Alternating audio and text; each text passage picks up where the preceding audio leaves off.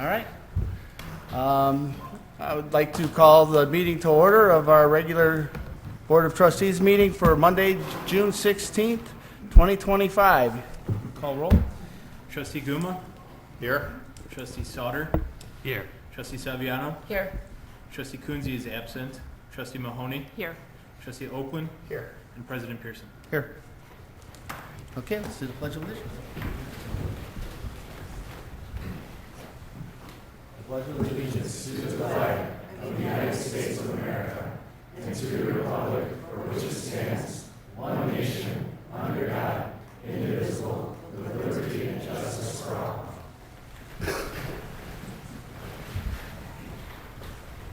Okay, do we have anything for public comment? We do. The first one is Joe Schwab, East Dundee Fire Protection District. Hi, Chief.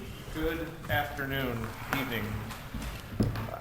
Good evening, my name is Joe Schwab, I'm Deputy Chief with East Dundee Fire District. I just wanted to take a moment out of what appears to be a very busy board meeting to generally thank the Village of East Dundee for their amazing collaboration with the East Dundee Fire District and the dedication for serving our community. This wonderful teamwork between our two departments and the village and the East District not only makes East Dundee safer, but has also established a great example of how two different governmental units can come together with a purpose and unity. On behalf of the East Dundee Fire District, I'd like to express my gratitude to the village, village president, the board of trustees, and all village employees for your dedication and collaboration, and we look forward to our strong partnership in the future. Thank you. Thank you. Thank you. I didn't ask him to do that. What do we got next? Next speaker is Dolores Doderline. Dolores?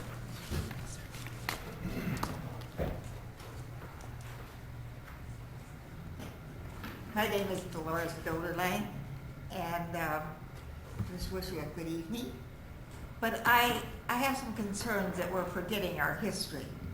And I don't know what you're going to do with the properties that you have, but my husband's dream was to have a historical building and have booths like they do in some of the cities where they had print shops, an old print shop, an old beauty parlor, an old barber shop, and that's why I have so many collections. I have print drawers. I have barber shop equipment. I have all of those equipments because my husband kept saying, they're going to have this someday down the road. And I just want you to remember the younger people that are coming in that don't know our history. Some of the people on the board came here and are on the board. They don't know our history. We need to keep this history of Dundee. We need to know the Wenholzes. We need to know the Hertels. We need to know, and you have a wonderful historian in the area that could help you a lot. I'd like to see more history in the buildings that are going to be taken up. That's all I have to say, but I think we should never forget our history that we have. I know that you have a small donations downstairs in the village hall. Most of the stuff I gave to you, but I think that we need to expand on the history of our area. Harold Hartel, who has a house on the river, I don't think that should be destroyed ever. That should be like Rockwell, who painted the pictures, because Tom Hartel had an article and several pages in the National Geographic. And who else in this town has been in the National Geographic? We should honor him. We have so many wonderful people. Eric Olson, who was a painter, he should be remembered. I said the Wenholzes and the Baldwins and all of the families that the streets are named after. You don't know who your street name was named after. So let's get back to getting our history here in East Dundee. Thank you, Dolores. Dolores, really quick, with the Arts Council, I just wanted to say I'm going to be bringing something up to the Arts Council at our next meeting about preserving history, and you're the one that I want to talk to. So trust me, I have ideas. I'm sure you do. Brian Wagner of Zambonis. Good afternoon. I'm here to discuss, obviously we were opening, me and my wife, a Hossie Sports Bar downtown, the former Spartan Axe. Do a quick snapshot of us. We're business owners. We have multiple businesses in different areas and communities. We were friends with a local here that had successful businesses here, and he led us on to the Spartan that was for sale. You know, dude was obviously failing or whatnot. We came here and loved the area. Okay, he was right. We weren't really looking, but we couldn't pass it up. Okay, so obviously the next thing was, can it be done? Can we turn this thing into something successful that, you know, a business that can operate unlike it was currently? So through a lot of looking, we had to invest a lot of money to turn it into something actually functional. You know, full kitchen, full service, everything. Okay. Now remember, this was 6 months ago, 7 months ago when we finalized all this, and we've been looking at it for a year. Okay. Now Jumpstart about 6 months later, which is, you know, last month, 2 months ago, we're finalizing everything. We get notified that during this interim, there was a change in the ordinance for the gaming, for your bars and restaurants and any business that partake in the area. Now, obviously, you can imagine for our particular case, this was a little alarming because our business model, our SBA loans, our projections, everything came throughout the projections of the area. The current business had no gaming business, but we had to look at the projections of the area. The bank, of course, wants your competition numbers. They want to see who are you going to be able to pay your loan back and make money, okay? So that was extremely tough, knowing that we're coming in for our architectural. It's not a big building either, so we had to really use architectural engineering to make it work, having a full service bar and have the gaming machines as well.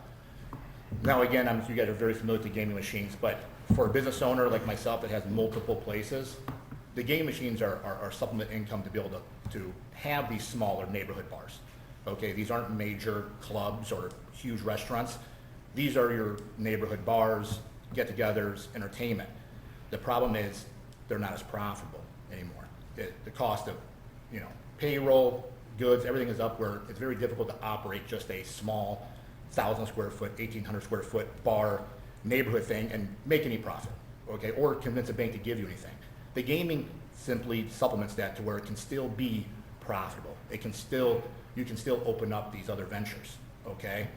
And then on top of that, as an investor like myself, going into a community where it seems to be we would be the only ones at this point that would be handcuffed with these machines based off of the current 750 square foot per one machine. So not only am I going to a community where already my revenue is going to be extremely lowered, my competition now is a big issue. Meaning is I'm already behind the 8 ball, which is if you own a business, it's all based on your current community. Where let's say I come to this business and everyone here has only 2 machines or 1 machine. That's a different story. We're all going down, which then the rent would be less and the property values go down and, you know, the village doesn't prosper like it has. But I'm going to be the only one that has a 2 machine limit currently, unless someone sells, which would be very difficult based off your new ordinance. It's going to be very difficult for your current business owners to sell when you eliminate basically 70% of their gaming revenue when the new owner has to come in and get a 2-3 gaming limit, okay? So this is really what I want to do is hopefully for you guys to bring this up in the next meeting. Obviously, it's a combination piece of the 750, and then of course you guys have the 6-month waiting period, which is very difficult as well. You know, you obviously have to deal with the state litigation with this, and then to throw onto that to start up a business, which that first 6 months is a very, I would say, turmoil and volatile part of any bar business in this market. That first 6 months to have 100% of your revenue from the gaming to be gone is difficult. And so what I'm saying is, here, to be honest with you, obviously, if I knew about this when I invested here, which I didn't, because like I said, this happened, your guys' change happened after I already got the building, started construction. So if I would have known about this, no, I may not have come down here when I looked at all the options and other places and buildings I looked at. This may not have been where I went, just because of what I'm paying for rent and the expense and everything else in the area. So I'd appreciate if you guys can put this on the next docket. We can discuss this and look at our point of view as a business owner and investor in the community. Thank you. All right, thank you. Thank you. Mike Morrison of Zambonis. Hello, my name is Mike Morrison. I ran a successful bar and restaurant in West Dundee for 10 years called the Chubby Bullfrog. I'm the one who suggested East Dundee to the Zambonis people. Brian and Lori I've known for a few years, good people, smart business people. And I saw an opportunity that I couldn't jump on myself. And I said, hey, maybe we can get you guys over here. As an owner of a bar and restaurant in the community, I strove very much to be a charitable business owner, to be a good community source for local baseball teams, football teams, so forth. Cared a lot about my kitchen and my food. Was featured on WGN, Chicago's Best. Won the Small Business of the Year award from North Kane County Chamber. Won a Rotary award for Spirit of Service. I supported Hoof Wolf and Meow. I'm the one who had the Wolfstock event before it moved to East Dundee. Good friends with Gary Swick, friends of the Fox are friends of mine. I'm a local guy, went to Dundee Crown High School. I have an opportunity to be an operator again in a business that I really enjoy. And for all the reasons stated by Brian previous to me, I agree with him 100%, and I would love the opportunity for you to listen to us and hear our concerns, because you're handcuffing a business that is going to be a good member of this community. And if I stand at the helm, then I'm going to make sure that happens. Appreciate the consideration for us to be on the docket for the next board meeting. Thank you. Thanks, Mike. Richard Storm. Richard Storm?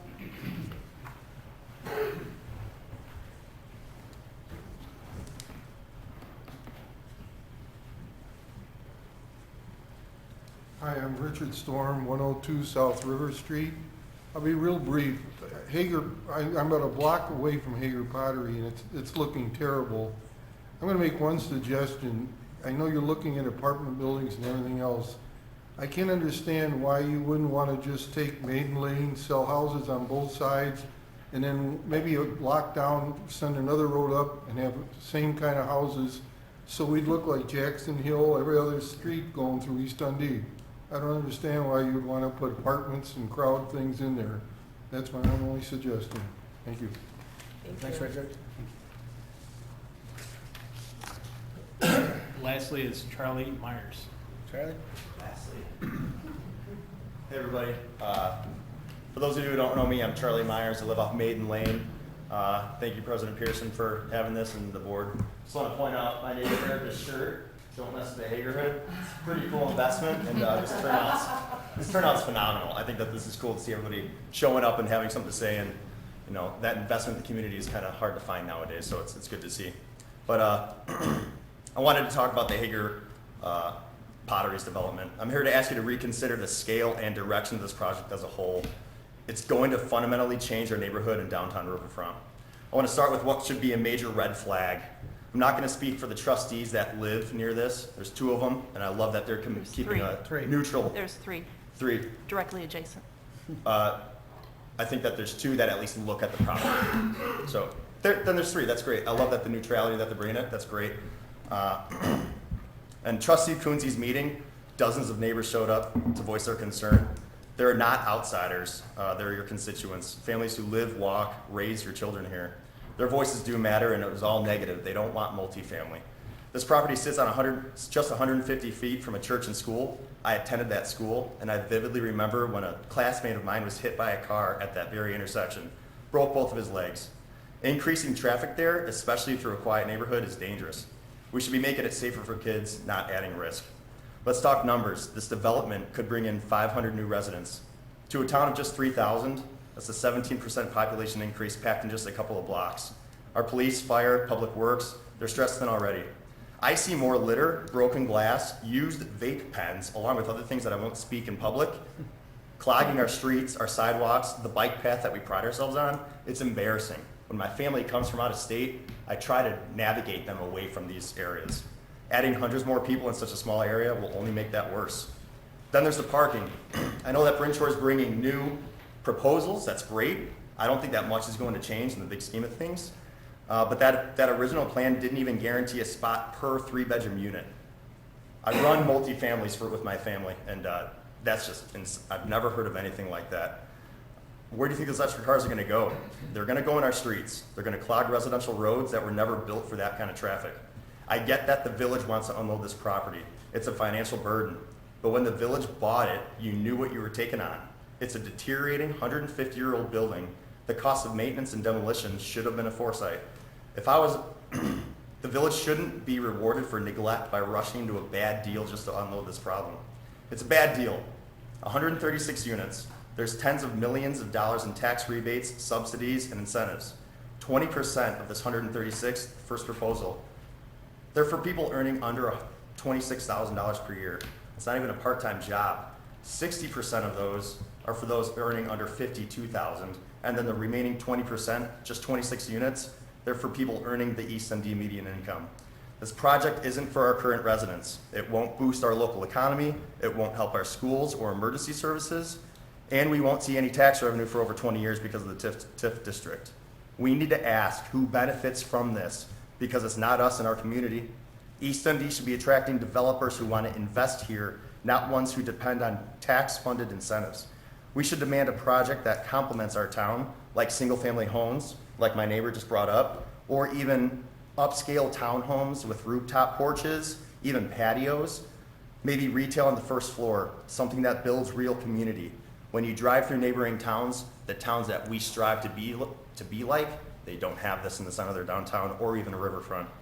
We need future residents who want to live here, shop here, and be a part of this town, not short-term renters with no ties to our neighborhood. Finally, please think long-term. Not just year 1, think year 5, year 10, year 20. Once this is built, it cannot be undone. This is the last large downtown riverfront property left. Let's make sure we get it right. Thank you for your time. Thank you. That's it? That's it. All right, we'll move on to the consent agenda. I'll entertain a motion to approve a consent agenda. Yeah, I'll make a motion to approve the consent agenda items A through G. Second? Trustee Guma, Yes. trustee Sauter, Yes. trustee Saviano, Yes? trustee Mahoney, Yes. and trustee Oakland. Yes. All right. Some of the things that are on here is appointments to some of our committees, such as our P&Z, Planning and Zoning Committee, our Arts Committee, and then maybe the Police Commission. Some of them are here. Are any of you here that you can introduce yourself? Shanna, why don't you start? Oh, sorry, I was trying to find my daughter's seat, I didn't hear the very beginning of that. Shanna just got appointed to the Arts Committee? Yes, hi, everybody, am I just do a quick intro? Yeah. Quick intro. Hi, all right, should I stand up? Sure. I didn't know I did, well, I can think on the fly. Hello. Hi, everybody, Shannon McKee. Hi, everybody, Shannon McKee. The board knows me, thankfully. I have been in this town for going on almost 10 years. Bought our property because we've been coming here for over 20 years. We have an old 1800 historic that we love so much. We are building roots with our daughter and starting our family here, meeting our friends who have become family. We love this town. And I am so excited to build roots on a committee that will allow for us to strive for history, Yes. excellence, art. This town is thriving with the art. It is gorgeous. It's breathing life back in. So excited to be a part of it. We're right up Jackson. We're always down at Wine Down Wednesdays, Thursdays. I'm going to be at some of the Huffman vendor fairs. Come on by, say hi, let's talk, get to know each other. I'm very excited to be a part of this. So thank you all so much for Thanks, Shanna. having me come. Thanks for your Thank commitment. you. Thank you so much. Happy to have you.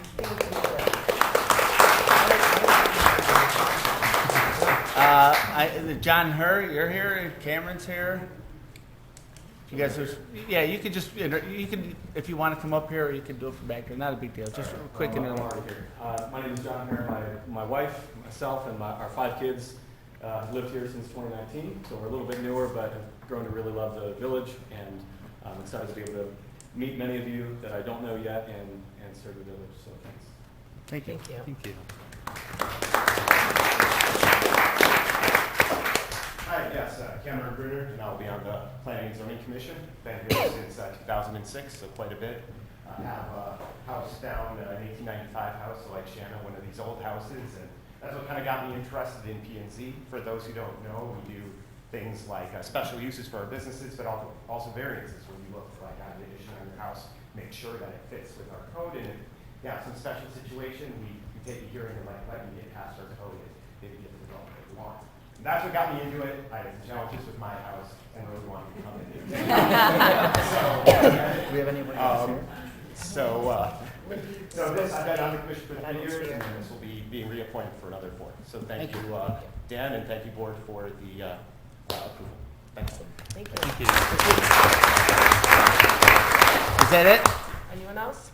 Okay. On behalf of the board and myself, we obviously appreciate everybody that's committing themselves, especially, you know, you have your family and you have work, and coming down and taking care of the Arts Committee, the P&Z. It takes a lot of time away from, so we don't have to talk about it at the board, so we really appreciate it. Thank you. Okay, next we have, the next item is discussion and direction on 7 Maiden Lane in East Dundee, the former Hager property. I'm going to do a presentation from up there so I can control the screen. But then I will introduce the developers who are here to share their revised proposals. Okay.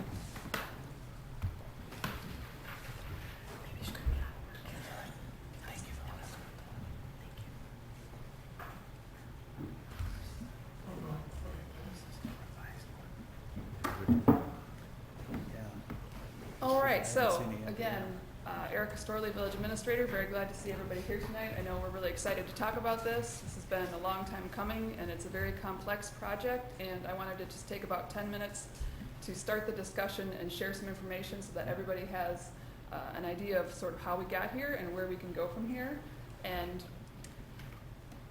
why did we do this? If we didn't buy this property, the village board didn't decide to buy this property, it would still be sitting there deteriorating, or another party may have bought it and continued to use it as manufacturing. This property is still zoned M1 manufacturing, that meaning if the previous owners decided to sell it to somebody else, they could continue to operate it as a factory. Of course, they would probably have to make some investments because the property is deteriorating, but the fact of the matter is the board saw a vision to do something other than manufacturing in that neighborhood and make something that could be more vibrant.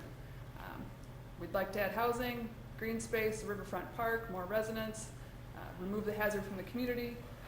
If something happens here, when something happens here, it's going to be the largest investment in the community in decades. This is probably somewhere in the $40 to $70 million range that we're talking about for an investment. Current challenges. Everybody who lives near the property, lives in this town, understands that there's a lot of challenges with this property. There's safety issues. We have a lot of difficulty securing the property. The police department are getting called frequently for break-ins, trespassing, theft, all of those kinds of things. But the biggest issue is the site contamination. So this property, having been existing for 150 some years, didn't have regulations 100 years ago that we have today. So things weren't done in a manner that we would have liked them to have been done, but at the time people were doing the best they could with what they had.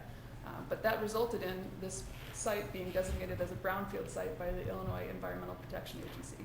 So what that means is the village has a responsibility to make sure that this property is cleaned up in a manner consistent with regulations so that nobody is harmed now or in the future by this property being demolished in a way that isn't aligned with proper remediation and other regulations.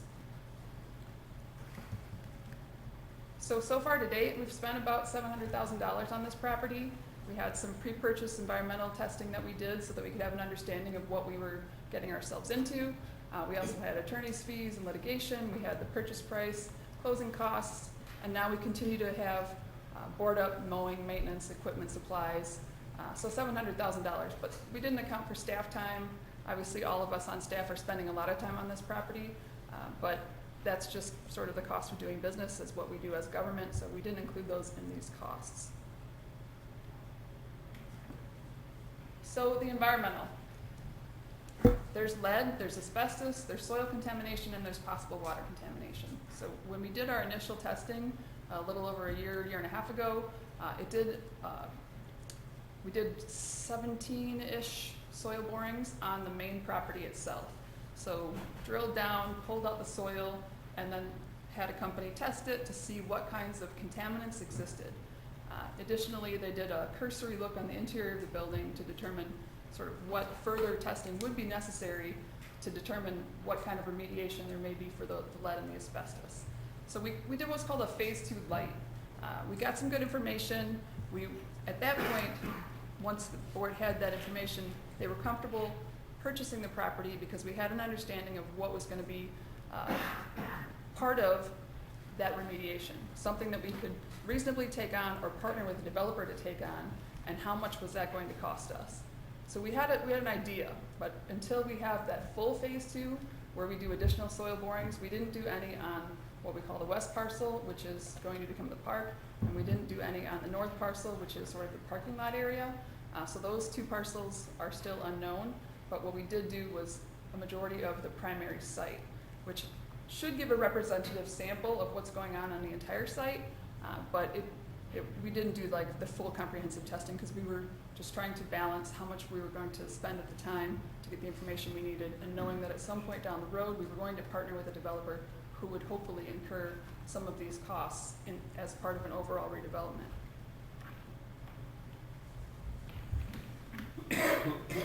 So what would it look like if the village just wanted to do this ourselves tomorrow? So above ground cleanup, asbestos, lead, everything like that, about $350,000. That is if the roof and the windows are not contaminated, which we don't know yet. We still need further testing to determine that. If they are, then it's about $2 million. So $350,000 on the low end, $2 million on the high end. Demolition, somewhere between $825,000 and $1 million. And then soil removal. So we can't just take the building down and walk away. The soil is contaminated. We know that. In order to encapsulate or remediate the hazard, you either need to put down some kind of material on top of the soil so that the particulates that are in the soil don't blow into the air, or you need to haul away the dirty soil. So depending on the level of contamination, that soil may be needed to be pulled up down to like 18 inches, could be 24 inches, could be 12 inches. That's information that we find out when we do more of those soil borings and get that more refined phase 2 testing. But we took a baseline, about 2 million if we have to go down 1 foot. That means anything that's not encapsulated on the site needs to be dug down, hauled away to a proper site that can take that material, and then fresh new soil needs to be brought in and put on top. So if at some point we get a development on this property, any green space will have to be dug down. Anything that is being built on top of can be encapsulated. So there will be some more math and problem solving when there's actually an approved development, but there will be large portions of this site that will need to have that soil hauled away and then have new soil brought in. So what does that look like? $3.5 million-ish to $5 million for site remediation costs to do it properly and to do it well. So we've gotten a lot of questions about the TIF funds and how are we going to fund this? So with the $700,000 I already said we've invested, plus the $3 to $5 million that's going to need to be put in order to remediate the site properly, the village's total investment in this property by the time it's done with some kind of development on the site is probably going to be in the $5 million range. So where do we get that $5 million? Is there some magic pot of TIF money that sits there right now waiting for us to spend it? No, there is no money currently in this TIF to put towards this project. So how does TIF work? The basics are, you build a project, it goes on the tax rolls. The difference between what the project was before and what the project is now is the differentiator. So right now that property generates $32,000 a year in taxes. The portion that goes to the TIF is about $4,000. So that's not going to get us very far. If a project's built on the site, and if the village board decides to approve a new TIF for this site, which is really the only way we can make this thing work, is the property tax would get reset to 0, and the TIF base would start from 0, and the new project would get built. Whatever gets built there would have a new assessment. Let's say it's a $40 million development. That's going to have a tax bill on it. So whatever that total tax bill is will sit in the TIF, and then going back and reimburse a developer for the expenses that they're going to incur, which is that $3 to $5 million. So this is the least risky method for a municipality, is to use this sort of TIF reimbursement method. If we take on a loan ourselves, go to the bank, borrow, pay interest, we have to figure out some kind of funding source to pay that back. If there's no project that gets developed on this site and we just go and clean this property up and leave it, then that's an option. But we have to cover $5 million worth of those costs ourselves, plus interest, if we were to borrow the money from the bank. if the development is built, that development is going to need to generate at least $173,000 a year in order to fund $4 million in remediation costs. So $40 million project, $50 million project, probably will have somewhere in the line of $173,000 a year in TIF increment generated, but at present, currently not generating anything. So I laid out some options. If we don't do a project on this site, our first option, devise a new revenue source, increase property tax, increase some other tax to provide the cash we need to demo and remediate the site. Option 2, borrow, I talked about that, take out a loan, repay it with a new funding source plus interest. So that new funding source would have to be identified and then implemented, whether that's an additional tax, and anything else to supplement any grant funds that we could potentially try to find. Option 3, select an existing service that we already do to reduce or eliminate so that we can siphon in those funds to this project instead. So just general overview, the village's budget is about $15 million a year. We run real slim, we get a lot done, but we don't have a lot of money. But what we do have, we make the most of, and it would be really difficult for us to take an existing service, reduce it or eliminate it, and then take those funds and then dedicate it to this project, which is why we issued the RFP and tried to select a developer who had the capacity and the wherewithal to take this project on. Because if the developer does it, they fund the project in its entirety upfront with no money from us other than us just handing them the land. They take on all the risk, and then they get reimbursed via the TIF. In this project, there's a little asterisk next to it. Because of those uncertainties, because we haven't done the full phase 2 testing, we're not completely sure what's in the ground over there. And in this project, we may need to provide additional funding beyond what that TIF will generate in order to make this project viable, or any project viable at the site. So when Brinshore comes back up here and talks about the revisions that they made to their project based on the feedback from the community, there's different funding levels associated with each one of those revisions. And those revisions each have different pros and cons. So I will let them get to that in a second, but just understand why we're sort of setting the table here, is that even if we get a project at the site, we're still going to have to give them the entirety of the TIF, most likely in order to refund those remediation costs. And there's also a possibility that we would have to kick in some additional village funds in order to make it go. Now, what's not contemplated in Brinshore's proposal is this west parcel, which it is the desire to make into park space and green space for the public to enjoy. So we think we can get grant funding for this project up to 50% from the state of Illinois. I think this is a great fit for that grant, and I think the village will be extremely competitive in obtaining that funding. So we don't have any estimates on what it's going to cost to convert this to green space, but we do know that we'll have to match 50% of what the state gives us if we are able to get that grant funding. So when we talk about the proposal that's coming up next, the question that I would like for the board to be considering and thinking about is, how much money do we want to put towards this project? We have a host of other priorities throughout the city, lead service line replacement, pension funding, all of the wonderful things that we provide for the community. But there's always going to be more projects and more things we'd like to do than what local funding is available. So as we think about this project and how we can make something happen here, something that fits with what the community would like, but also takes care of our responsibility to clean the site up, we need to balance everything else that we need to do, how much money we have, and then all of these other things that are on our sort of wish list. But this is a very key project for the village. There's, like was said in public comment, this is going to be transformational. We want to do it right. We only have one chance, and I believe that myself, the rest of the staff, and the board is taking this project extremely seriously, trying to do the best we can with the cards we've been dealt. We haven't been dealt a great set of cards. This reality is that this was here before all of us was, and now we have to sort of deal with the problems that created. But that doesn't mean we shouldn't do anything. We should do something, and we should do something responsibly. So if Brinshore's proposal in all of its revisions is something that everybody can get excited about, great. If it's not, we need to pivot, we need to find another avenue, and we need to go forward in another direction. But we have to understand how much that's going to cost and where that money's going to come from.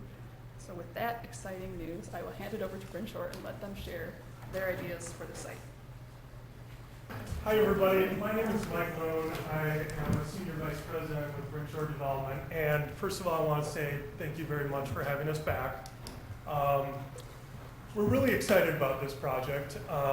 We think we've put a lot of hard work into it. We've worked with Erica and the village trustees on trying to refine the plans.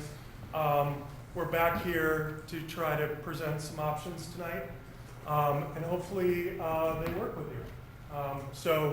I'm going to start here, and just an overview of Bryn Short Development. We've been around for 30 years. Our main offices are in Evanston. We got our start in the Chicago area. We've developed probably about 4,000 units in and around the Chicago area, throughout Illinois. Past 10 years, we've expanded into a nationwide developer. We've developed about 11,000 units nationwide. We're active in 17 states. We are a mixed income developer.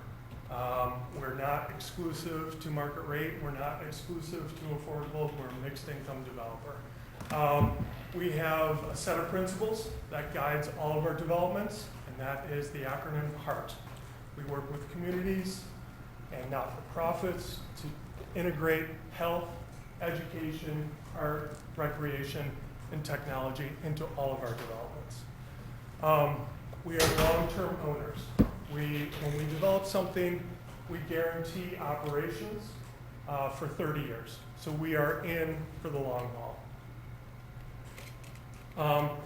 This is a very, very small sample of our projects that we've done, most of which here in Chicago, but we also have a couple of townhome developments in Highland Park, and also one large comprehensive redevelopment in Norfolk, Virginia. That just an example of some of the work that we do. Most of which, we work with the communities to develop, either they want it very modern or very traditional or a mix of both. But we always work very closely with communities to integrate what they want in their neighborhoods and what they want to see on site. So our original plan, I think everybody is familiar with it, but I'm just going to be really quick with what our vision was. First, it was to create the most welcoming community as possible, to create as much green space as possible, to preserve the heritage of the Hager site, which we believe is really important. So we tried to, in our original plan, reuse a couple of the buildings, both as residential and as community buildings, to have a main plaza where you could have community gatherings, where we preserve some of the kilns, and have some sort of interpretive site for the community. We envisioned two multifamily buildings, 30 townhomes on the east and the north to make a transition to the neighborhoods to the north and south. And also to kind of integrate with the proposed park. I know it's just a proposal at this time in the comprehensive plan, but we thought it would be really ideal to leverage the very important trail, the river, and to just integrate it as a whole into the neighborhood and the community. So here was our original vision. You can see, on the west side of portion of the site, we had our multifamily buildings. We tried to maximize as much green space as possible. We tried to integrate the trail and have the center portion of the site as the preservation plaza with the preservation of the kilns and the preservation of the water tower. Here again is the plan. I'm not going to go over it very long because we have a lot to discuss, but recreational space, community spaces in the low-slung industrial building, green spaces, green parking, protected green space, townhomes on the exterior, transitioning to the neighborhoods, and integration with the park and the trail on the west end of the site. Here was our proposed mix of units and rents, and again, we are mixed income developers. We leverage what is known as the low-income housing tax credit, which is issued by the Illinois Housing Development Authority. It is the main way that we leverage equity for the project. And so the priority of IDA is to have a mix, and the highly competitive scoring that they have requires that in order to be competitive, you have a mixed income development. And since we are mixed income developers and LIHTC, low income housing tax credit, is our main source of funding, we compete very hard for these, and that's how we make the development work financially. Okay, so we have 30% AMI units, 60% AMI units, and market rate units that we are proposing for the site. And that is how we will be competitive at IDA. And you can see what we've done is we've listed the rents, we've listed the income limits that are associated with each of these AMI units. You can also notice that the 60% AMI unit rents are very similar to the market rate units. We did some market research when we started doing our financial modeling, and we found that the market rate rents in East Dundee were nearly equivalent to the 60% AMI rents. So, our alternative options contemplate the preservation of our original vision, which is preservation of the Central Plaza, integration with the new park, adaptive reuse of some of the two buildings, which are, pending feasibility analysis. They could be disastrous and could be full of, all the bad environmental stuff. But we really want to preserve as much of those two buildings as possible. And then the two-story townhomes along the northern and eastern edges of the site. We're presenting three options tonight. Number one is the same footprint with the same multifamily buildings on the western portion of the site with reduced height, because when we talked to the village, we heard you guys, and we heard that density, that you want reduced density. So we sharpened our pencils, worked with our architects to reduce the density at the site. We also, when we worked with the village, we heard that you wanted more parking. So we added more parking to these three proposals. So, number one, same footprint with reduced height for the multifamily building. Number two, three-story townhomes with tuck-under garage parking that also maintains the two-story townhomes on the north and the east. And then option three are two-story townhomes on the full site. I'm going to go through just some precedent images from our architect on projects that we've worked on throughout the country, most of which are in Chicago. Please don't disappear on me. It's okay. It's still Okay. Here are a few images of a three-story elevator corridor building, which would be a part of option number one.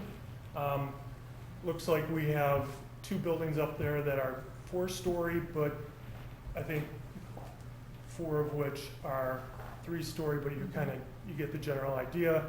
These are all projects that we have worked on with this architect who we work very closely with.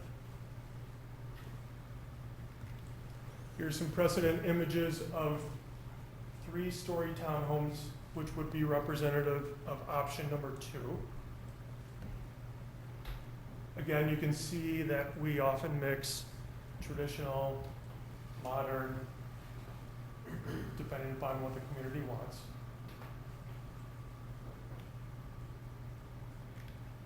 And then here are some precedent images of two-story townhomes that we have done in the past. Kansas City, Omaha, Urbana, Norfolk. Again, modern or traditional or a mix of both. So option number one, the one that I mentioned, reduces the density of the multifamily buildings on the west part of the site, reduces the number of units from 136 of our original plan down to 119 units. We have tuck under parking underneath the multifamily buildings. We have surface parking, more surface parking for the multifamily buildings. But generally, it's the same footprint as our original proposal. So, pros and cons. It brings the multifamily buildings into alignment with the adaptive reuse light building in terms of height.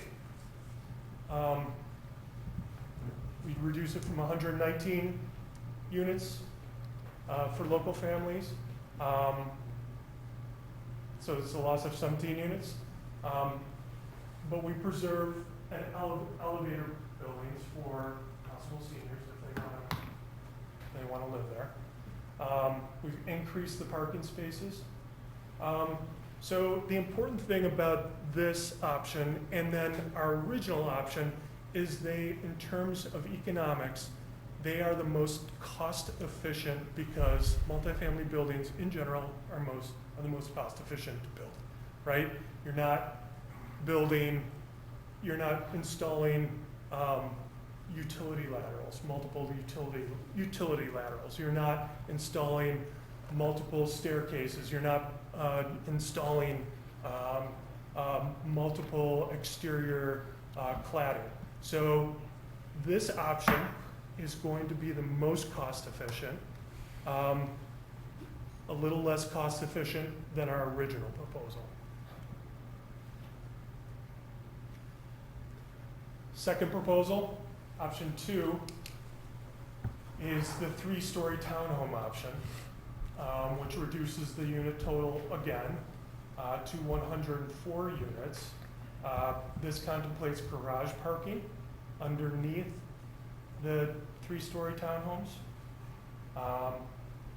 This option is going to be the most expensive of the 4 options that we have right now.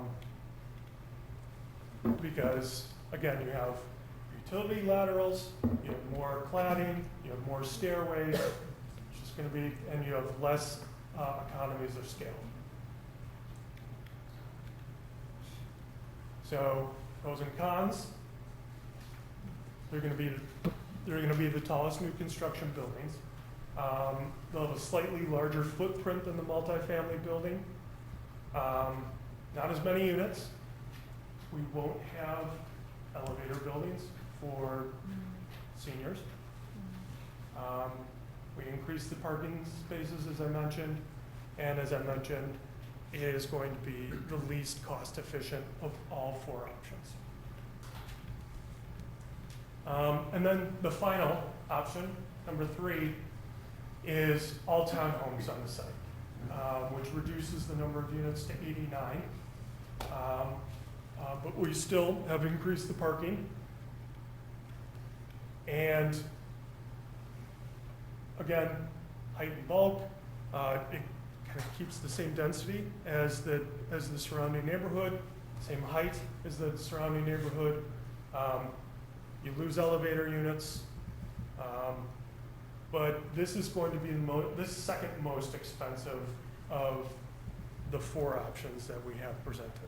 Just because, again, we're going to have multiple utility laterals. We're going to have to go into the street for most of these townhomes. We're going to have to build staircases, and we're going to have a lot of exterior cladding. So here is a summary of all of those and the number of units associated with each. So original, 136, The second, the first option, 119, that's with the multifamily buildings on the west side. 104 units for the 3-story townhomes, and then 89 with the 2-story townhomes. Those are our names, and if, welcome to call me if you want to talk more. I'm happy to answer any question. Really excited to work with the village on this, and I hear you, Charlie. You guys, I know you want less density, want more on-site parking. We're committed to continue to work with the village. And if this is something that you don't want, you know what? That's fine. But we really are excited about this site, and we think this is a really good opportunity to redevelop something that's difficult to redevelop, especially considering the environmental conditions of the site. How do you vet people? Pardon me? How do you vet the tenants? How are you vetting them? We have a very strict screening process for all of the tenants. Okay. And it's just a part of what we do. And just what I'd like to show you all is here's some views from our original proposal, but I want to just, one thing that I'm kind of proud of, we just closed on this project in Omaha, Nebraska last week. And it's a little bit similar to what we were originally proposing. 3-story townhomes, 4-story multifamily that kind of steps down to the neighborhood, and then 2-story townhomes. We do this all over the country, and again, we work with communities, we work closely with communities, and that's our commitment to you guys. So happy to answer any questions that you might have. Was option 1 and 2.1 the only ones that preserved the Hager building? No, all of them do. They all do. Yeah, all Okay, of just them. making sure. All of them, we're trying to preserve that middle white building as a residential, reuse it as a residential building, and also the low slung and an industrial building that we think would work really well as like a community center, like fitness, recreation, management offices. So yeah. Thank you. Yeah. And you guys say that you maintain it for 30 years? Mhm. You don't sell off to anybody else? I mean, okay. Did somebody have a question back here? How much does it add to the cost of it with it being in flood zone? How much does it add to the cost of it being in flood zone? So that's an excellent question. We looked at, that was the first thing we looked into when we were doing our RFP. And we discovered that the flood zone is, I can't really see it, but I'm going to point it out. The 500-year floodplain is this dotted line right here. So we made certain that none of our buildings touch that 500-year flood zone. And I can tell you that if this was inside the flood zone, we would not be here tonight. We wouldn't touch this with a 10-foot pole. If you want underground parking, you're going to be touching it.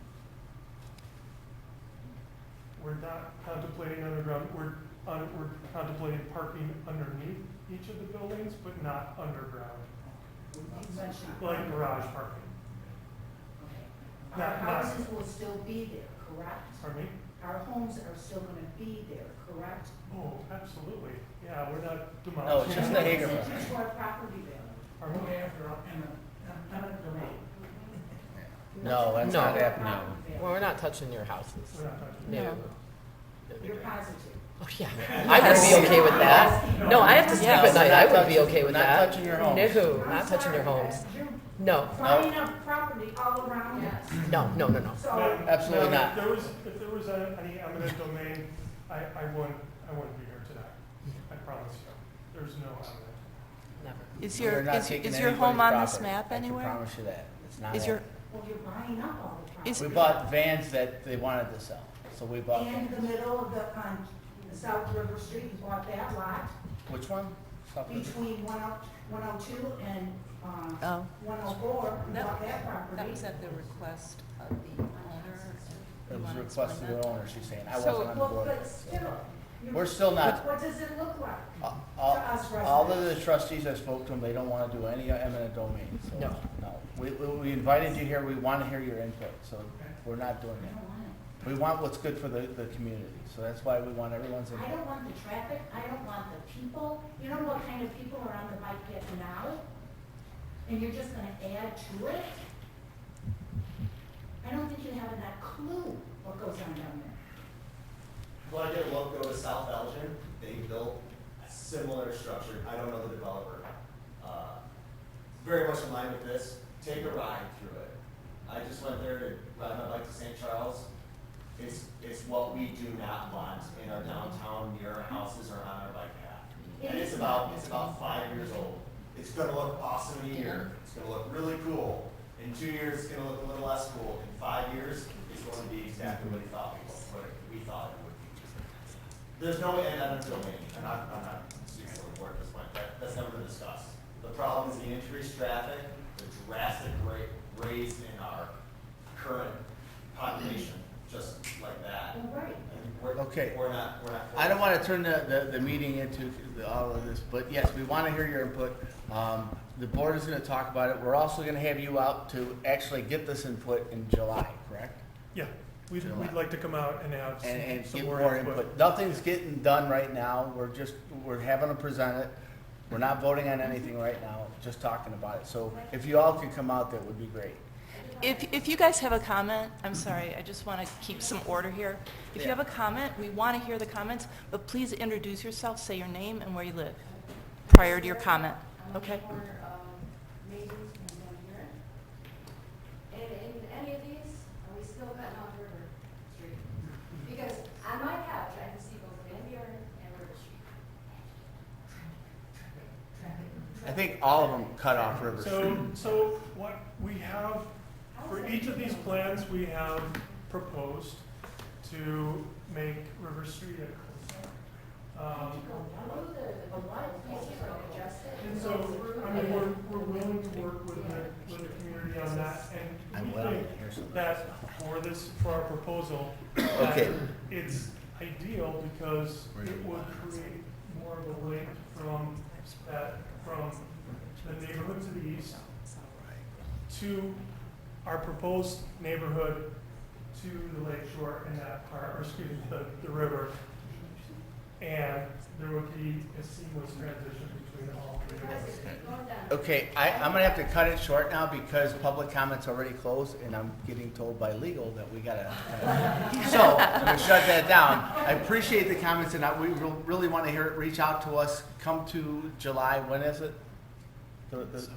I don't think we've set a date Okay, yet. we'll get back to you with the date so we can hear all the complaints. We can't do it in a public forum. Thank you, we appreciate your time. Thank you, appreciate it. I actually had a couple things. The board has, Oh, yeah. Dan, I'm the sorry. board has some questions. Yeah. I have a couple learning, questions. sorry. Yes. What was your name again? Mike? And the units that have the garages, how many garage spaces are in I those? think that was 50. No, each unit. Is it a one-car That garage, that a was two-car just for garage? the three-story, it was just a three-story townhomes, garage parking for each of those. Is it a one-car garage or a two-car garage? Oh, yes. Okay.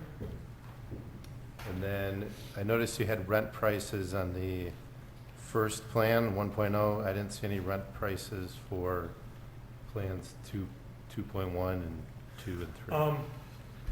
They will be identical. Okay. Anyone else got questions? That's all I got. Okay. Yeah, for the three options, will we get price tags to tell what amount that would add to the village's costs? Should we go with the less cost-effective ones, because that'll help us decide? We're working on getting pricing right now. As you can imagine, it evolves day to day, especially with tariffs threatening and that sort of thing. But before we put this presentation together tonight, we did talk to a general contractor. He gave us a general ballpark of what the per square foot costs would be for each of these scenarios.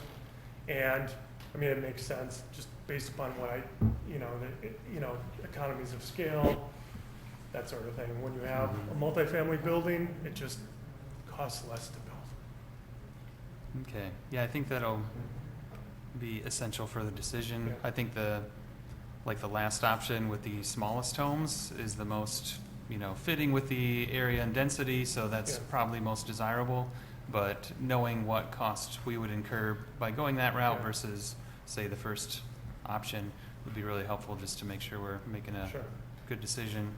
And then, so the 60% AMI, I had a question on Mhm. how that price is the same as market rate. So 60% AMI is on Kane County's rate versus East It's Dundee's? 60%, so when those rents are set by actually HUD, and they're given to the Illinois Housing Development Authority to publish. And so each, either county or in the case of large metropolitan areas like Rockford or Aurora or Joliet, in this case, Chicago, East Dundee is in the Chicago MSA, the Metropolitan Statistical Area, and so we must use those rents that are published by IHOC. Okay. It's interesting that the 60% AMI is basically the same as what our current rate is in our community. Because they're factoring in, super wealthy neighborhoods and, Yeah. Lake Forest or Lincoln Park or the Gold Coast, and they also have to balance between, super poor neighborhoods on the west and south side of Chicago. So it all gets factored in together. But essentially, 80% of these will be at market rate almost, if the 60% Yeah. is 60% of the units and 20% are the area rate, so 80% are not actually reduced that much. Yeah. Okay. I think that's all I had. I have another question. Dan and Yeah. Matt? I had a Yeah. question, but Matt can go first. Sure, I had quite a bit of few I was things. just- So I want to thank you again for meeting with us. Yeah. So David and Mike met with us last month. We asked him a series of questions that came out of our community meeting we had here. So a couple of the things that we brought up was D'Angelo Spring. That was one of the things that was a big concern for the community. You talked about possibly incorporating it in the center park area. I would love to do that. So that was a very neat idea, and I liked daylighting that spring, so that was really neat. We talked about removing the 4-story because we couldn't handle it with our fire district, and from the input I got is they didn't want it. So you did that. I appreciate that on all those. So the mixed rate housing, you came up with pricing that we were looking for. One of the questions that I kept bringing up is the difference in the rates. So I appreciate you bringing that to the community so they can see how close it is to our market rate here, because East Dundee's got a significantly low median income compared to Kane County or the Chicago area. So brings us a little more comfort knowing that it's the same pricing as our surrounding homes. So that was good. One of the things that was a sticking point for me, and I'm hoping there's a way to incorporate it, is more for sale units. So that real community investment, someone owning a home, being able to invest in it, and that's people use those for leverage for businesses in the future or whatever it may be. So I would like to see that. I really love the ideas you brought to us, but I would really like to see that option on here as we get closer to the end. And we talked about possibly on that north side of Maiden Lane, it's kind of like an easier dividing point, and that has we assume, lower remediation without the building being there. One of the questions we asked too in our meeting was, have you guys done this type of work before where you have a brownfield and built on it? And you have, so that made me feel good, because this Many is not times, something yes. that you want to play around with. I've seen some projects go very, very behind budget because they underestimated that, or over budget, I guess you would say it.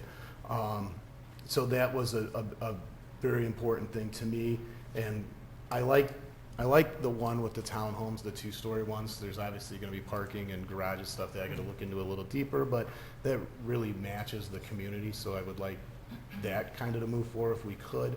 One of the top concerns I still have, and this one's gonna be so hard for us to meet on this board, is that when we TIF finance something, it removes money that would be going to our school district. So I have young kids that are in this area, and right now our school district is very burdened with low-income families already.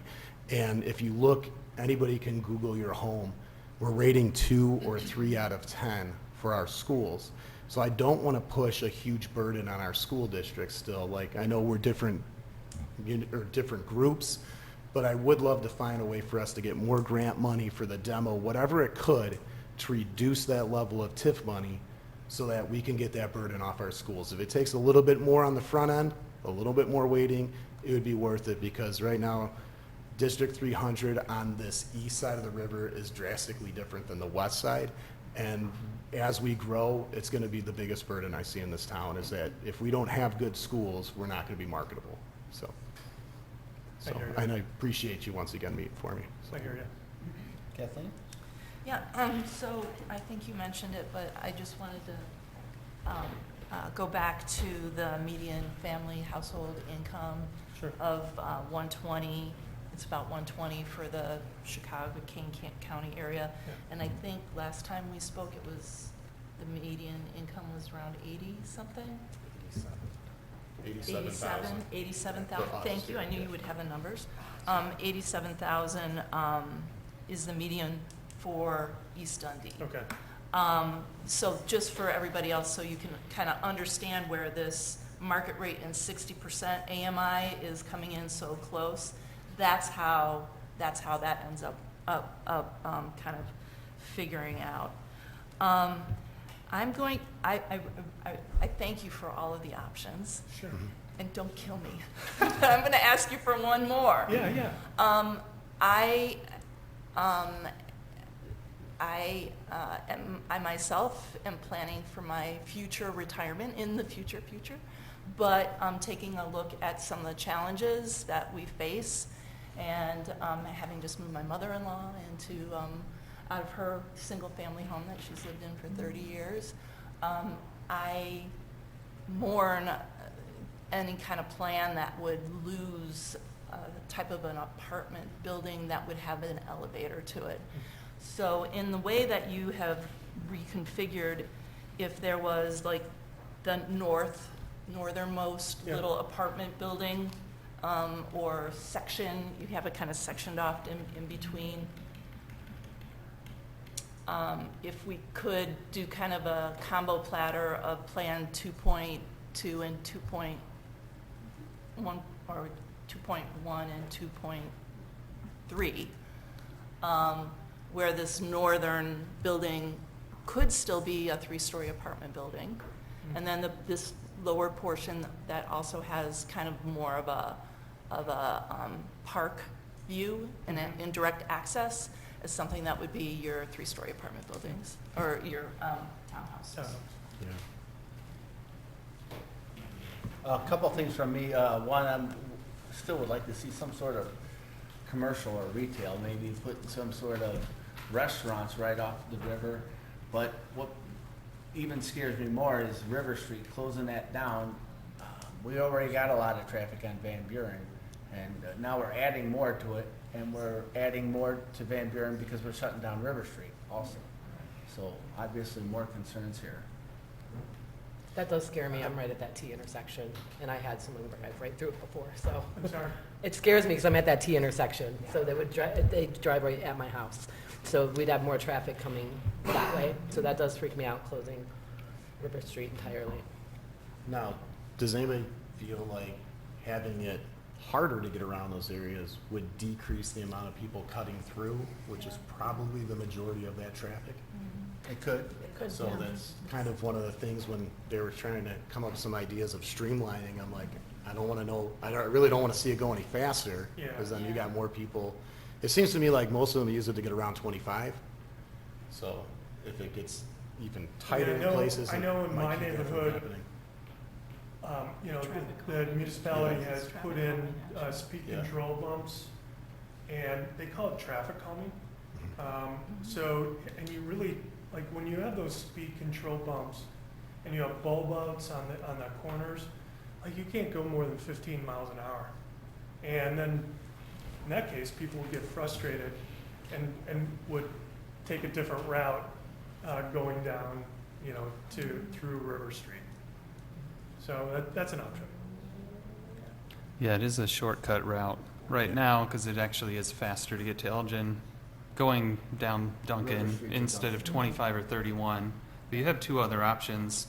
So, yeah, we are looking at similar things on Water Street near where I live, trying to calm traffic, design it in a way that people don't want to cut through on Water Street. They could take one of the highways. Yeah, right. So if people were open to that in that area, slowing people down would decrease the amount of traffic of people cutting through, because it's kind of like a third highway between the other two north-south routes. And speed control humps they're very they're very economical. They're, you know, I think it's that's just the least of asphalt. our issues. I think it's more Hager's is gonna be packed, and you're gonna go 5 miles an hour anyway, because it's gonna be so good. It's busy right now when the church lets out, the school lets out, then we're gonna add 100 more vehicles, potentially 200, because everyone has a roommate, so, you know, we're gonna have a lot of car issues here. That's my concern. Anyone else? All right. All right. Thank you. Thank you, everybody. Thank you. Thank you. Yeah. If it's okay, I'm going to take about 5 more minutes. Okay. First, I just wanted to ask the board, because I didn't We're good? Okay. Thank you. because I didn't allow time for questions after my presentation, if there were any questions about what I shared about the funding, and if, you know, there's any thoughts on how, if there's not a consensus to proceed with this proposal or one of these options, where else do we want to go from here? Because as I understand it, so when we got the first set of RFP responses, there was one response that had no mixed income component to it, but it wanted over 200 units. So that was sort of like, over 200 units is what it would take to put a proposal on the site that was all market rate, which was sort of a deal breaker. Nobody wanted 200 units on the site. Now we've gotten to a point where we have less units, 100 units, and if there is still a sentiment that that is too many, it puts us in a really difficult position in terms of where do we go from here? Because we need to find a pathway to do something, and we need to identify money that we can put towards that to do something. And so I've heard a lot of different ideas about how we could change this proposal. First of all, they don't do for sale units. So if we want to do for sale units, we need to walk away and go a different direction. So They did say that they would entertain it at our meeting, though, so that they would entertain having a section of that. So I'm not saying all for sale, I'm saying a mix with okay, the well, existing. I guess I'll sitting there, go back so. and ask them if they can make Right. that happen. I'm not sure if it would be feasible, but certainly we can ask. But the other thing is the question about, or the concern about how they develop. So they had, like they said, 10,000 units nationwide. We can do a site visit, we can go visit one of their properties, we can look at it, we can see it, we can feel it, we can touch it, we can talk to the people that live there. They have a very intense screening process, and they take very good care of their properties. So I just want to alleviate concerns that this is gonna be some derelict property 10 years from now, when in fact it is unfortunately a very big hazard right now. So I'm not saying that we're going to take the least best option. What I'm saying is we have a problem today and we need a solution. And I'm trying to help everybody arrive at that solution, being responsible with the village's finances and understanding that we have a limited capability to put money towards this project. So where can we compromise on areas that will get us to something? Because right now we're years away from that property being demolished. I'd like it to be yesterday, but like I said, I haven't heard anybody share any thoughts on how we can raise property taxes or identify new revenue sources. So we have to either use the TIF model or come up with something else. So I'm happy to listen to any ideas you have Right. or answer any questions about the presentation portion that I gave. Anyone got anything? I heard you say that we would be giving them all of the TIF money? At this point, based on the projections, they would need the entirety of it, and there may still be some shortfall, and the village would have to still kick in some cash. And how much is that in dollars? So we connected with the township assessor, and we gave him some of the options to sort of get some estimates back from him on what he thinks the property would generate. He hasn't been able to turn that around yet, but just based on the unknown total of the remediation costs, which could be significantly higher than they are today, we just need to have a range of, here's what we think the property tax will generate once the building is built, and here's a reasonable estimation of what those remediation costs will be. But until we have concrete figures on that remediation, it's unknown if the property tax that gets generated will be enough. And it's also going to depend on which one of those options the board ultimately decides to go forward with, if any. Do you know about how much money they would receive in TIF funds? Well, they're hoping to receive the $4 million for the remediation estimate. Over 23 years? Yes. And they would be paying for it in the front end. Right. And it's a reimbursement Right. on the monies that they would be paying in property taxes, so. Now, the number was actually lower than I thought at 178,000. I know it sounds like a big number, but there has been a lot that we've done in this community that we've been able to generate funds for. So, do I have that exact way of making those funds? No, I don't. But it was lower than I anticipated when I thought about it in the beginning, when you start to break it up. So that was hopeful, because like I said before, I don't want to see the burden put on. It's different when you make a TIF for like an industrial park, because there's no students coming from that industrial park. It's a win-win for everybody. But we're having a residential community get built, and the money that's going to fund the remediation is going to come at the cost of the school, where all the students will go. So it does have a negative impact. So that's why I really want to see that removed at all costs. Like, not 100%, because I'm going to be real about it, but I would like to see some kind of subsidy, possibly from the rest of the village, of some kind of revenue coming in to offset that. Because it would just be too much to ask of our school district to take on 200 or 250 more students, and then they get nothing for 23 years. So that's a heck of a burden when they're already pretty burdened. So does anybody want to say raise taxes? No, but we've looked at some pretty unique things in this village that have made revenue for things. So I would like to see some ideas on that part, because the number wasn't so outrageous. Like, we just put the 2-cent gas tax on, and it was a huge number that it generated, though we had to use it for our pipes, and I understand that because that is a necessity, but it just shows like a good idea like that went really far. So I'm hopeful that we're able to find something on that. So. I understand, and I think if we go with the least dense option of 89 units, some of those will be 2-bedroom units, some of those will be 3-bedroom units. So I don't think there's a scenario where there's 250 kids at this. I think we're maybe in the 100 to 125 neighborhood. I do understand, and I'm sensitive to the fact that the school district has to deal with kids having to be entertaining the cost of educating when they're not getting the property tax that's generated from this. But I also understand the burden that's placed on this community for us having to remediate that building, and how do we want to spread that cost across the entire community, or do we want to try to limit it to something more manageable for that project area itself. So like the gas tax was a great idea, and it is going to benefit the entire community. But I guess we also need to balance how much of the entire community's money are we going to put into this one area, which I understand is a difficult prospect when we're talking about real dollars, but we have to think about all of the various things that the village has to provide, and then balance and have enough to do the majority of what we're trying to do. Respect that. Well, I don't.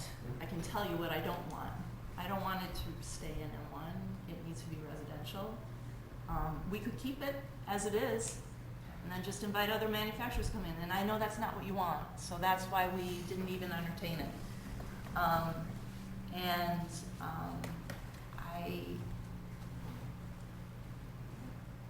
We've got, you know, a couple new people here on the board that haven't been through budget yet with us. Just see what those opportunities are, but, you know, and I appreciate what you're saying about the school, but we have used the TIF model and mechanism very successfully in other areas, and I think the other thing I wanted to talk about too is we're going to have our traffic studies and traffic flow studies and things like that. But I'll tell you, 22 years ago when I first moved into this neighborhood, and they were going to put, you know, a big apartment building over where the Carpentersville utility maintenance building, vehicle maintenance, right next to the water and sanitation sludge barn. They wanted to put one down there, and you know, we have over at what is it, 811, the two apartment buildings. How many units? Is it 72 units there? Or I was trying to find that number today, and I know there's at least 3 18-unit buildings. Yeah. So, and just getting an idea of like how many cars are they parking there? Because they're 1 and 2 bedroom, 2 and bedroom. You're talking about behind the Dundee Mall on 17? Yeah, and just like we went over to another apartment complex and we started counting cars, and we actually called the residents who were concerned. We actually called out the people that were doing the traffic study because they were comparing it to people that had public transportation, you know, the number of cars, and we don't have public transportation here. And so, you know, as residents, if you want to be informed and you want to know, go and sit there and count cars coming in and out of those apartment buildings for proof of concept. I know, I wish, all I can say for the residents is we want the best thing for the whole community and especially for the residents. And that's what we're trying to work out here. We don't want to burden anybody with more taxes. We want to make it better. Anything that's going to go in there is going to be better than what it is now. And it's not the first proposal. I can tell you that much. So we'll work through it. Have you ever considered issuing municipal bonds? That was part of my proposal when I said to borrow money. So the village issued municipal bonds to construct the parking garage last year. So we issued $4 million in municipal bonds, and those were 20-year bonds, and by the time they're paid back, we'll have paid almost $7 million with interest costs. And the funding source for that was the business development district. So we levy an additional 1% tax in the downtown area and portions of the business district along 72. So if you were to buy something in a different area of town that wasn't in the business district, you wouldn't get that 1% tax, but there you would pay the additional 1% tax. And the rationale for like using that as the funding source was that the board wanted to make sure that the parking garage sort of was paid for by the people that were using it in that area. So that was sort of the rationale for that. But certainly the village has the ability to borrow money, and if we borrow money, we pay interest. So if we wanted to borrow $4 million and remediate this property ourselves, we'd have to come up with a way to pay back $7 million. And so far, I don't really have any good ideas for how to do that. Development, hopefully. More development out east is what I would like to see if we can do that. I wanted to follow up on. I don't think any of us are totally sold on this bridge shore right now. I know I'm not. So we're gonna have to look at other options and talk amongst ourselves and figure it out. Did you have any more questions for Eric? Is it possible to just do a smaller percentage for the school district? and still give them, give a large percentage of the TIF so that we don't have to like raise taxes, property taxes or anything like that, and still like it can still be a win-win. We can come up with So other I funding. will share a little success story. Most of us weren't on the board 23 years ago when this was created, but there's a TIF district that was created out on 68 called Prairie Lakes. It's all industrial. It was a 23-year TIF. It just ended last year, and all the money was just released to all the taxing districts because the TIF ended. So the school districts, for adding no students to the school in this current year, is going to get an extra $1.2 million in their budget with no students. So that's a good success story. The fire district got a couple extra $100,000. Township got a little more. Everybody won in that scenario because we were able to create something that over time appreciated, and then everybody can capture that increment. So, And I think it's a great example of proper usage of a TIF. Yeah. And these are apples and oranges, and that's my concern, is that this is all residential development. So Right. they won't get the 1.2 million at some day. So if we were talking about that, I'd be 100% in, great idea. This is why I still have concerns here. So, Right, so and it if doesn't we- matter if we put single-family houses there, if we sell lots, whatever it is, we're gonna have to finance that demo. And we're stuck with that regardless, and we're gonna have to find a way to pay for it. And Right. like, I was surprised that the number was lower if you broke it down in 23 years than I expected. So I know that you would be having interest on it because using the TIF, they're just getting reimbursed. It's not really what the municipal bond price would be, but it was more achievable than originally thought.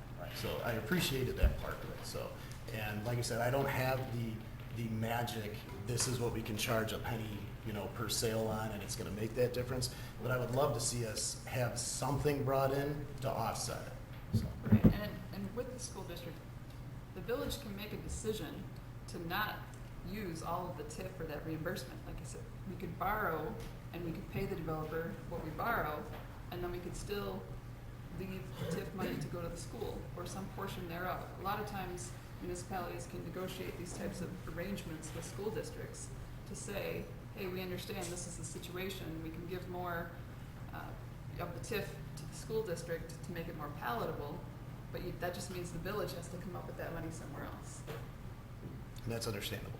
So we own this burden as a village. Like, I know we got the Hagerhood shirts and stuff, but it's not just our burden, it's the village's burden. So that building helped build this building, or this village 150 years ago, and this is part of the cost of that. So now we're stuck with it, and it sucks in a way, but we'll get through it. But it is a burden of all of us, and we might have some equal shares in it, throughout the community, so. So even if we demolish it, it's gonna be 4 million, give or take. And if it just sits there at open space, we still have to pay that 4 million back.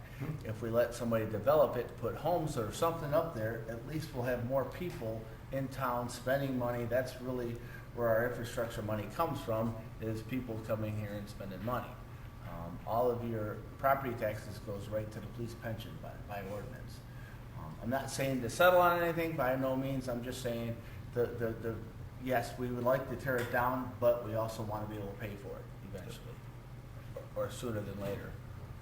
And two more points on the TIF, is that it's nice to have a blend of TIFs, like they shouldn't all be just residential all the time and then schools get hosed on that. But since we did just do a manufacturing one with 0 kids going to schools, like a balance is maybe what we have if we have some that do, some that don't. And then also the other thing that might balance it towards the school's favor is that all of the other apartment buildings in our town that are a little bit larger are like what Kathleen is saying, like seniors want to get these apartments where they don't have to upkeep their homes. So if we can push the developer towards, a percentage of it being, attracting in seniors and people who don't have kids, that's less burden on the school. So 2 ways that it can kind of not be a 100% burden from the TIF. Anyone else? Good? So at this point, it would be helpful if the board could provide direction on if we want to continue to work with Brimshore on something that if there is a belief that we can achieve some sort of compromise to move forward, and then we would invite them back to do a public open house. Or if you're ready to say we need to pivot and go a different direction, that would be helpful too. If you're not ready to make a decision and you need more time, that's fine too, but Well, we gave him some comments, he wrote them down with maybe the roadway and maybe retail, whatever. Is it possible that we can wait another month and have him come back and we do an open forum with everybody to figure it out? To see if he came back with anything differently? I can ask that. It's only a month, I mean, we're not talking about building this year anyway, so. Right. So at some point, in order for them to continue to spend money, they're going to need some kind of commitment from us. So I can make the request for them to go back and take into consideration all of the feedback from tonight, see if they're willing to come back and do some kind of public open house. But at some point, we will need to coalesce around a decision. Yeah, and I think I'm not ready to abandon any of these plans until we know what the cost would be on the other plan, to say, yes, we can build single-family homes, but we would need to do this to pay for it, and then decide. Because if it's raise everyone's property tax an extra $2,000 a year, then nobody will want that. So we need actual options that have funding before we abandon any of these plans, in my opinion only. And we don't have, sorry, go ahead. Yeah, and I'm very interested in moving forward and continuing the conversation with Brent Shore. You know, we started out the conversation with a comment from Ms. Dolores Doderline over there about historical, and this is the only developer that we have heard from that has been very sensitive and has incorporated a lot of the historical aspects that we want to see. Any other developer that we've talked to before didn't even, you know, the other two had nothing. It looked like kind of row houses and that kind of thing. So, you know, with the values that they have and the commitment that they have to really quality developments, quality tenants, and the incorporation of really building something strong within the community that's going to fit within the community. I have been to one of their other places that I checked out, and it's really it's a positive impact on the community. So when you take all those aspects into account, they're not just any other developer, in my opinion, that can bring something great to East Dundee. I was gonna say too, we didn't get a proposal from anybody for single-family homes when it was put out there. So that kind of made it harder for us to have that conversation because we only had certain type of homes that were given to us. And their last proposal gets as close to anything I could have ever imagined. You know, like I gotta look at it a lot deeper, but when I first said, I was asked by, I think it was Scott, before I was on the board, what do you imagine there? I said row homes, you know, because it's kind of what would match the community in my head. And when I seen that, I was like, that kind of shows us that they're really working, like willing to take it to the level of our concerns. And of all the concerns I asked, which was 45 minutes of questions, 2 of them are still open, and 1 of them is like the spring, I think they're gonna take care of. So that was, so I would like to see us move in that direction. So I think they've been more than willing to work with us on this, so I appreciate that. And we did in the RFP say single family we're open to. It wasn't that we said we don't want single family. It's just not feasible to any of the developers who did submit. Ryan, you got anything? No, I'm the newest trustee here, so, you know, I wasn't at some of these other meetings and discussions, so kind of getting filled in as we go here. I would really like to see garages. I like the row home look. I think there's a lot of new developments out there, neighboring towns and communities that have done a really nice job with row homes, you know, kind of like the 3-story with the parking garage. You know, their own private garage. I'd like to see more of those. Kind So I of where think I'm the at. consensus is yes, we would like to move forward and at least talk with them again and have their presentation in July. Okay, sounds good. It was helpful that they sent out the rates, the rents and stuff, where that would be. Yeah, thank you. Because we were thinking something you. totally different. Okay, moving on. I'll entertain a motion for, the last one, other I'll item. move to B. approve. Okay, move to approve an ordinance amending Title 7 of the Village Code to create Chapter 73, allowing the use of non-highway vehicles. I will second that. Okay. Any discussion? Yeah. We couldn't hear a lot from you at the last Oh. meeting. It was difficult Oh, for yeah. Okay, other I'm people, actually- so- and I know you, if you I'll wouldn't talk mind. about this.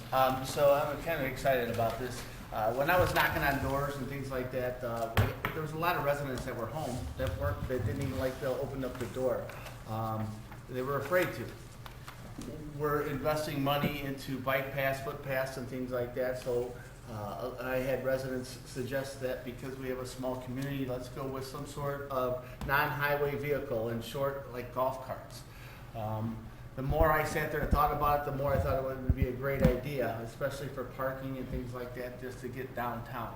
Now, these things, they have to be street legal, they have to be insured, they have to have a licensed driver, they have to have seatbelts, they have to have lights, they have to have a slow-moving vehicle.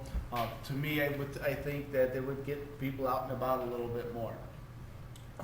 So I had Erica do some research, the chief did some research, and we're trying to figure out, we could cross the highways, we just can't drive on the highways. So we're kind of limited right now, but I'm talking with Erica for a little area by Aldous and 68.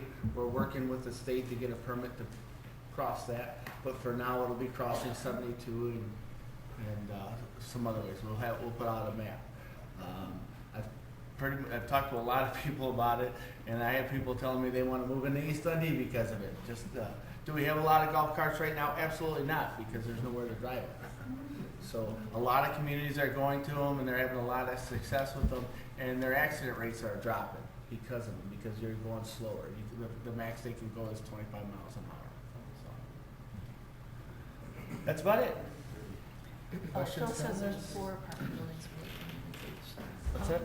Okay. You guys got anything? Andy? Yeah, I had a question or a comment about the latest map on crossings. Seems pretty inconvenient to have somebody go all the way like across 72 and then back over 72. And right at Aldous, could we make a little, like if you go straight across, there's just a little patch of grass that we could make a little. We're already talking about that. Oh, okay. Yeah.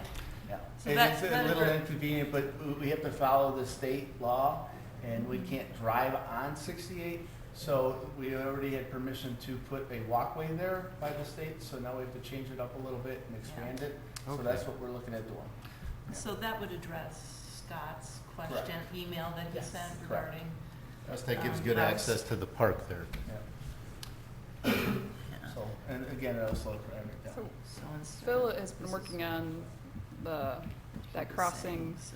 Before this was contemplated for golf carts, we had been looking at that intersection to add additional sidewalks that people could access the library and cross that section safely.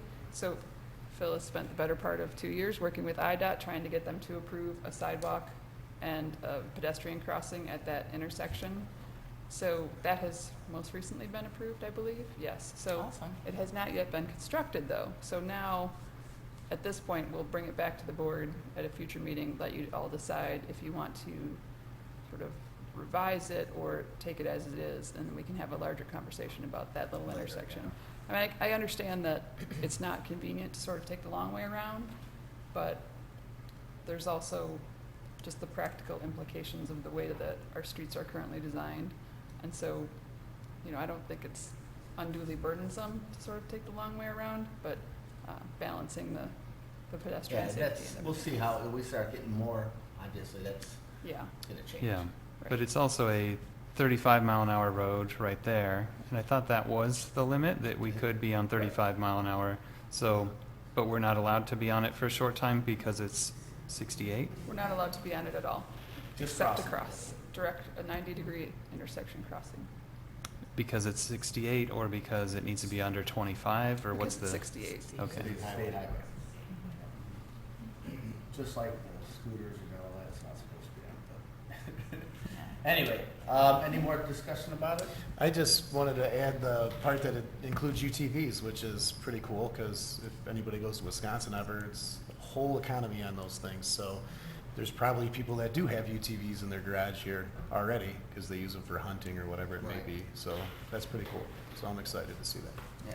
I've heard a couple adverse reactions. I'm just worried about, just being unsafe with all the walkers and the walking community and all that. And I just want to say, I really highly doubt there's going to be just an abundance of golf carts appearing in like the first month. I think that it's going to probably be a slow build, and so we'll wrap our heads around it. And so I don't think we're going to walk out to Yeah, this craziness. isn't being out on the golf course or campground. You still have to follow the rules I of think the it's going to be road. baby steps, yeah. The one thing that I was concerned about with the ordinance here is we limited it to 18. My opinion is we follow the state's statute and go with 16 because they have to be licensed, they have to be insured, and then our police are also going to inspect them to give them a sticker that they'll have to pay at $25, just so we can keep track of what's on our roads. That was my concern. So. I'm good with the 16 years old too. I'm fine with that. Yeah, I don't mind the 16. I mean, if they're licensed. The one thing that I would maybe want to add is putting a sign on the trail just to say no golf carts on the trail, just as Yeah. people are learning what Yeah. they're allowed to be on, just because there's not enough width on Right. these. I know, I just want, I'm going to speak after you. Okay. I don't see, one of the things that I was hearing as far as comments from people on social media was, well, how do you know who they are going to be? How do you know who owns that cart, that golf cart, if they're doing something dangerous or if they're not obeying the traffic laws? Right, and we had talked about putting some kind of a registration or a sticker or identifying kind of thing. I don't see that in the ordinance. It is? It's in there. Oh, where? Yeah, so people will have to register, and then the village Okay. will issue them a numerical sticker, which will have to be affixed to the back of the vehicle, so Okay. that we can identify them if anything comes up. Perfect. Great, thanks. I missed So it. my other Yeah. concern, Thank you. and why we recommend the 18 and over, is mostly for safety. So I know this gives Chief heartache, and me too. 16-year-olds crossing 4-lane highways in a golf cart when they've had their driver's license for one day gives us heartache.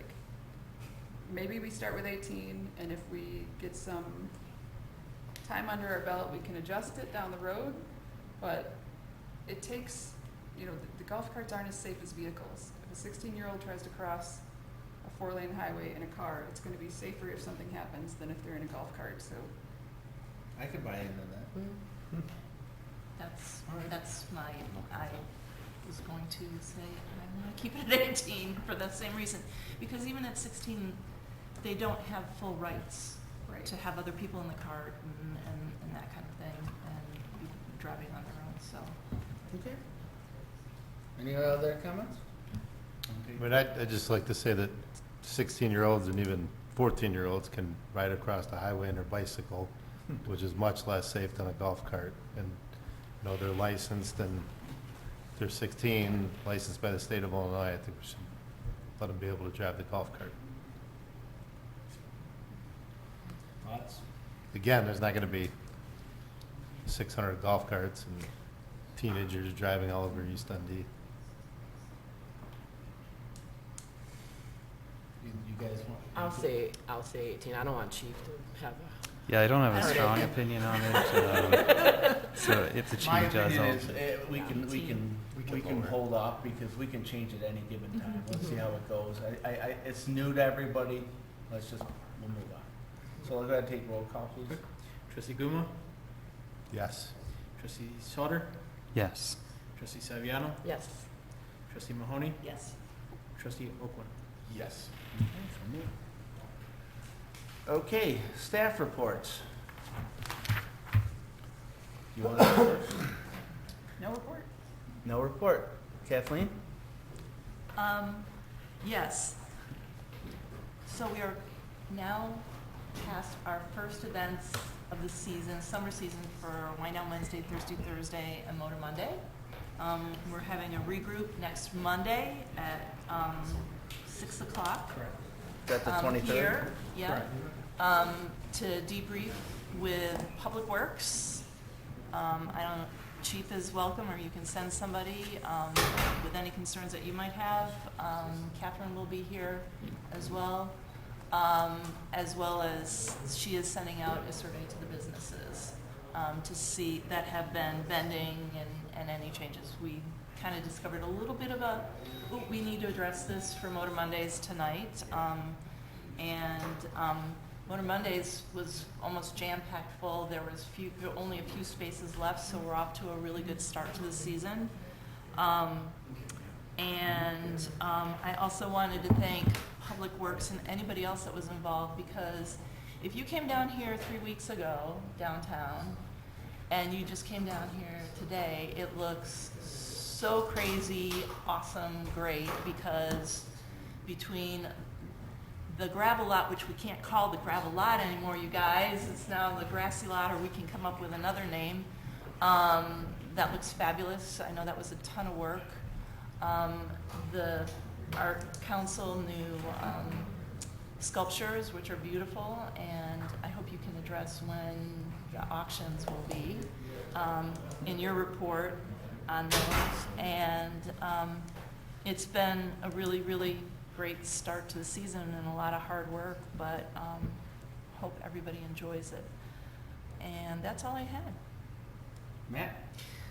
It's kind of hard to go after that because I was going to say how fun all the nice stuff is. So thank you. And I did the Wine Down Wednesday again. It's so much fun. We picked up dinner, had it with the family. These events really bring the community together. It's so much fun seeing everybody out there. And I will second the grassy park, or whatever we want to call it, is so much more beautiful than it was before. So that is great. So, and that's all I got. Ryan? Just like to echo Trustee Mahoney, the events have been great, and tonight's event was great. I spent a little time there before I came up here, and it's nice to see some food and beverage vendors out there. That's a nice addition. This is the first one with food and beverage, I think, right? Yes, yes, thank you for calling that out. It is the first So that's kind of Motor cool. It Mondays. gets people to stay a little bit longer. So great job on the events, guys, and I look forward to working with you two on the events See you committee. Monday. Me too. And, yeah, I'll see you guys on Monday. That's all I have. Andy? No report. Tricia? So speaking of the auctions for the art pieces that are around the sculpture, September 6th, Habitat for Humanity is having all of the pieces in the different towns auctioned off for their project. And so I suggested that I would like East Dundee to attempt to get the one that the Arts Council sponsored, which is the one by the front door to the depot, the B, the fountain. That's the one that Arts Council sponsored. And I also think it would be awesome for us to get one of the butterfly benches, because we're doing a lot of outdoor, with the outdoor garden and all that. So those were my ideas. But anyway, at the Highland Loft on the 6th, they're all going to be auctioned off for the project. Where is September that 6th. at? The Highland Loft Where's that? in Elgin. Right? I don't have the address, but yeah, 6 to 10 p.m. Make sure it goes on the. Yeah. I'll make sure that I spread it. So that's all. Is this something they're going to be doing every year? This is just for the big Habitat for Humanity project in Carpentersville. So no report, Brandis? Bill? No. Chief? No report. Joe? No report. Just a reminder that the El Carmel kayaking event is this Sunday, so there will be a road closure on Water Street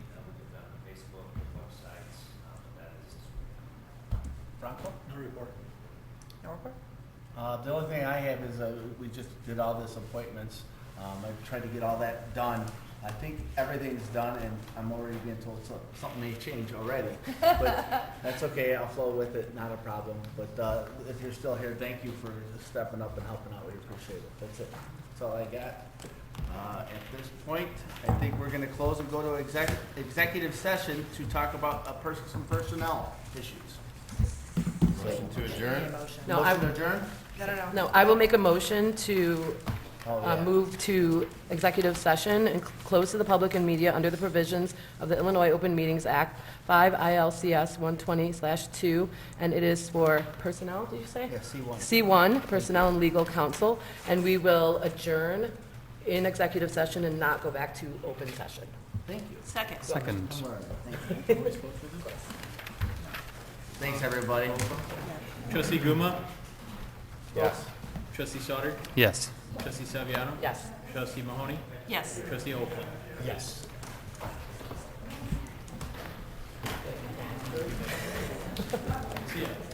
Way to be clutch. I was like, I just...